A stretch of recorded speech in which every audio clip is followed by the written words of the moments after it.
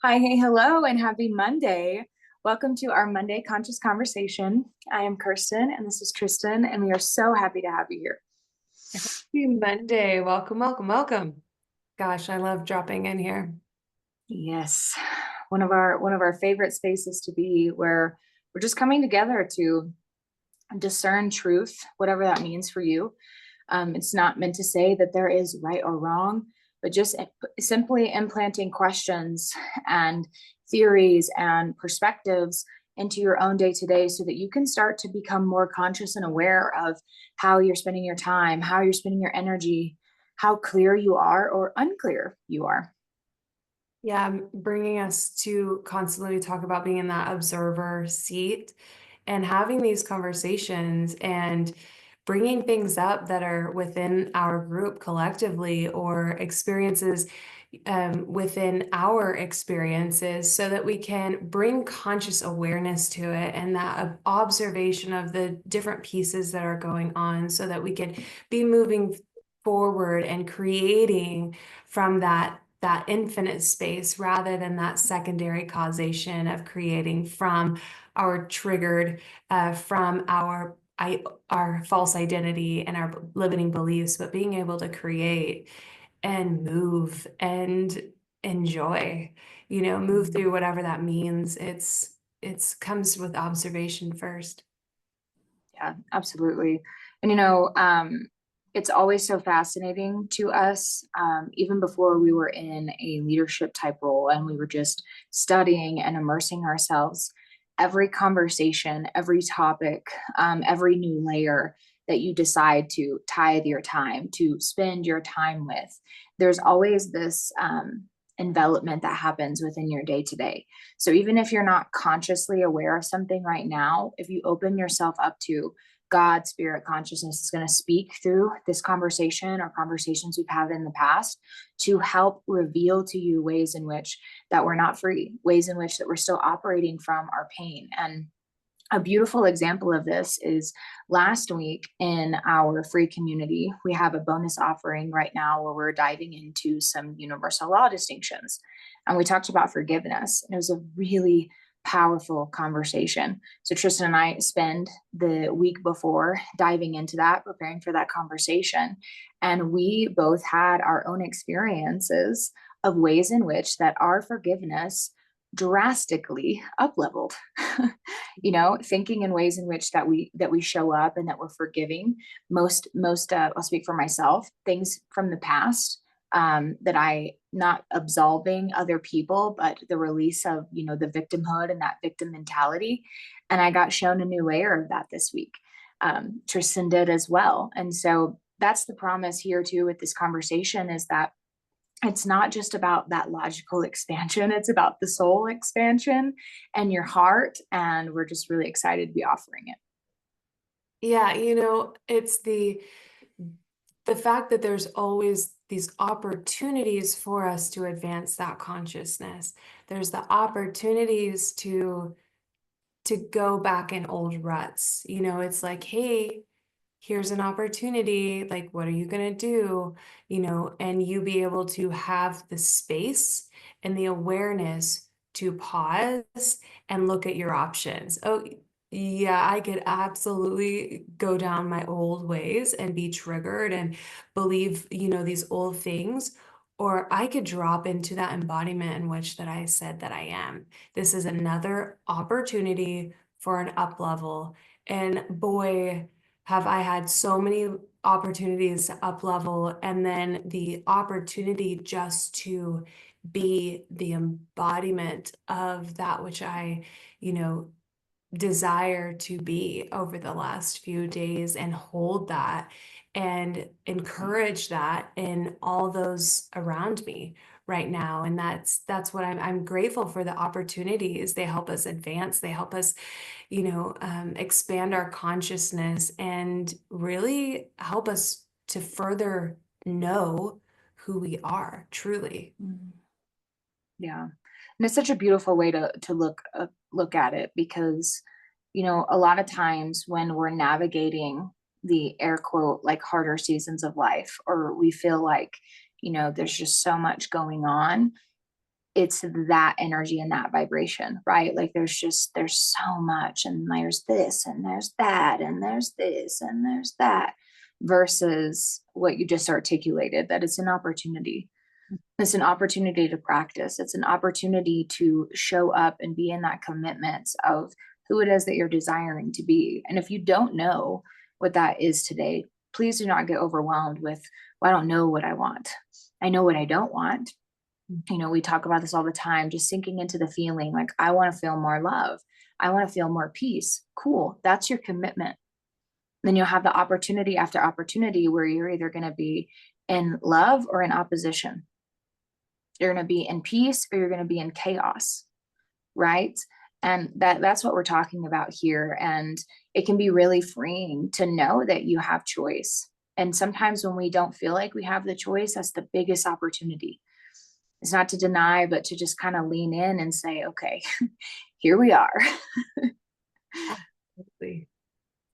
Diving into that forgiveness thing, aspect, I had the opportunity to really sit in that the last couple days and last night and really teach on what forgiveness is and what forgiveness isn't, because we like to be in control.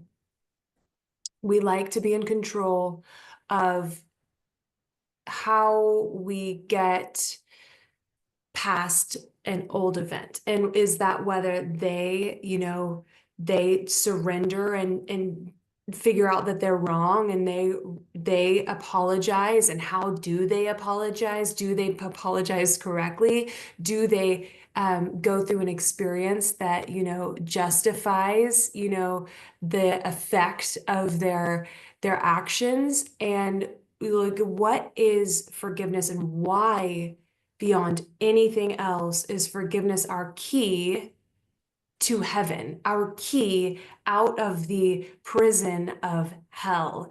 And understanding that other people may be absolutely in the experience of their own hell, in their own belief systems, in their own identities, believing what life is to them, believing what others are, believing who they are from a lifetime of traumas, a lifetime of hardships, and not having the tools nor the choosing to do the work and free themselves of that, to break a cycle.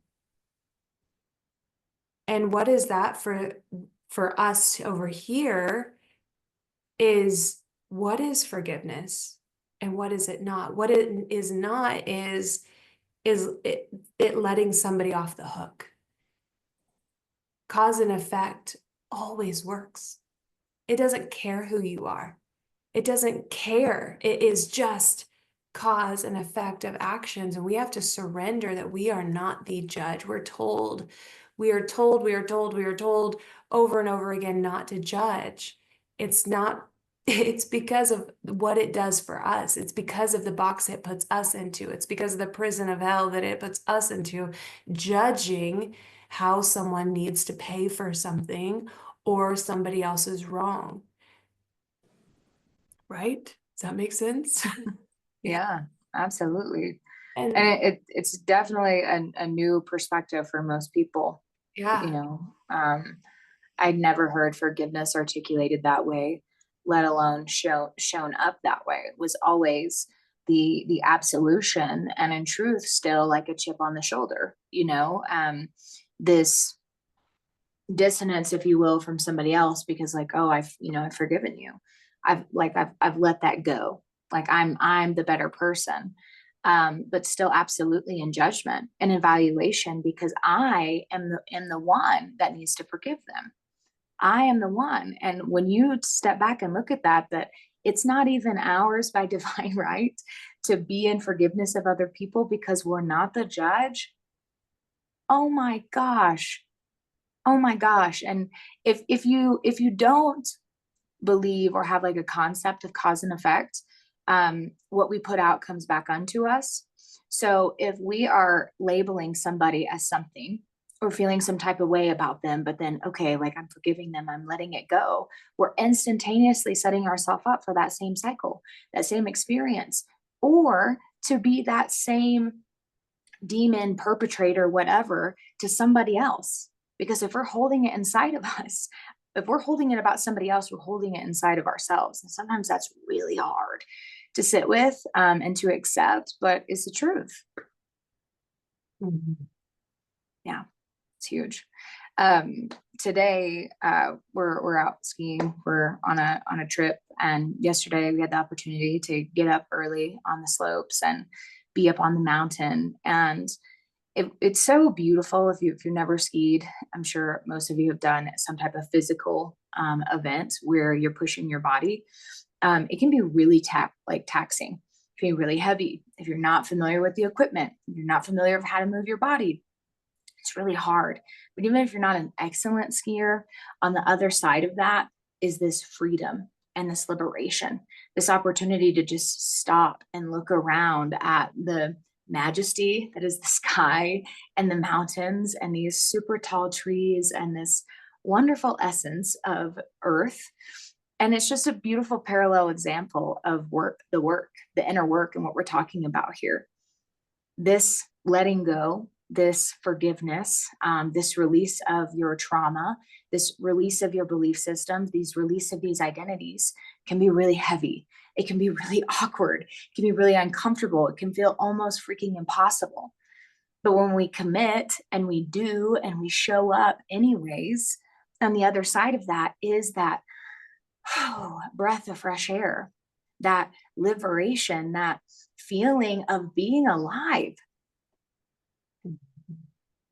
Absolutely. And there's so many opportunities to be in that. There's so many opportunities to turn what seems so heavy and so hard into this proof of the infinite wisdom and possibilities that we have within us, you know, and just continually reconnecting. And the mountains are gorgeous. They make you feel so small and yet so connected and yeah, and giant. It's a beautiful experience of all the things. I personally have not had a great history on the mountain. There's some things for me to overcome there. And I am aware of that. And when I choose that I'm ready to do that, I will. Well, also, your experience on horses, right? Like that is a labeled hard experience. It requires technique and knowledge and understanding of the movement of the body. And sometimes the body hurts and it aches, and sometimes it's scary. But when you are in deep connection to that and you sink into it, your connection with the animal, your connection with the earth, like it's not just this example. What areas in your life, like, do you feel that? Can you recognize that parallel of what's going on inside of you? Because it's not ever just the thing that we're doing. We hope that you get that in one of these conversations. Like it's all of it, if that makes sense. Yeah, and if you're not, then do something about it. Do Mm, something about it. We're so disconnected, just being in the homes like hermits, work office to home to electronics to TV to cell phones, and being so disconnected, whether it's going for a walk, whether it's remembering something you enjoyed to do, getting in nature, just whatever it is, do more of it. Do more of mhm, it. And while you're at it, start moving through forgiveness. What do I need to let go of? That's what it is. It's letting go. It is freedom. It is freedom. It says, I put myself in the spaces that feel good and I love and accept and I make choices for myself and I forgive the past. I release it so that it's not heavy bags on my back, chains to the floor. And I forgive myself for showing up the way I showed up. Nothing else. Not I'm sorry for how I showed up, but you. Nope. I forgive and I forgive. No becauses and no justifications. Purely at a soul level, get it released, get it moved through. and go for a walk, go gallop on a horse, go ski down a mountain, go whatever it is that makes you feel free and connected and allows you to feel like that energy surging through you, like you're so untouchable, right? Mhm. Yeah. Do it. If you're not already, make sure that you're engaging in our free community. If you're watching this call, we know that you're here, but allow yourself to be seen, allow yourself to be heard. Um, Jump in on the bonus calls, allow us to know what you're moving through, allow us to hold you in prayer because it's just as much as it is an individual journey and an inner work journey. You don't have to do it alone. It doesn't have to feel like this experience of isolation. You get to be held, not in your trauma, not in your pain, not in your circumstances, but in all that you are. Yeah, maybe it takes some guts to post something or to connect. But if we don't do it, we don't reach the goal of having connection. We allow for the stories to prevail of not having the support or not, having the community, but it takes our action. It's not only our thoughts and accepting it. It's also the action that is divinely inspired. And maybe it takes a little guts to be seen, but I promise you this is a community unlike any other as far as only being held in love and supported and prayed for like none other. And it's a beautiful thing that we're creating here. So create it with us. We love you. We love you.